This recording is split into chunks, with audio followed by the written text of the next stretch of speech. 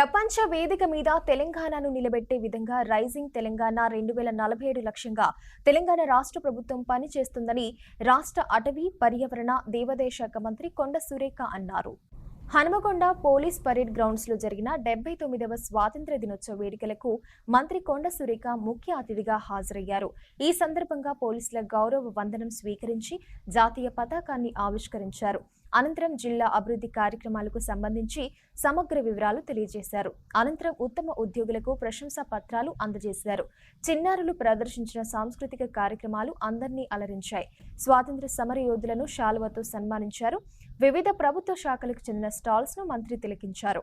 ఈ కార్యక్రమంలో వరంగల్ ఎంపీ కడియం కావ్య, జిల్లా కలెక్టర్ స్నేహ శబరీష్, వరంగల్ నగర సిపి సన్ప్రీత్ సింగ్, అదనపు కలెక్టర్ వెంకటరెడ్డి తదితరులు పాల్గొన్నారు.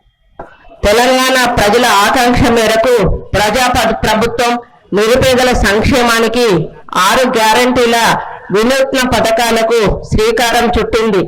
దీనిలో భాగంగా ఇందిరమ్మ ఇండ్లు, రైతు భరోసా, రేషన్ కార్డులు, ఇందిరమ్మ ఆత్మీయ భరోసా, గృహజ్యోతి, రాజీవ్ ఆరోగ్యశ్రీ మొదలైన సంక్షేమ పథకాల ఫలాలను క్షేత్రస్థాయిలో అర్హులైన పేదలను గుర్తించి అందించేందుకు కృషి చేస్తున్నామని తెలియజేస్తున్నాను.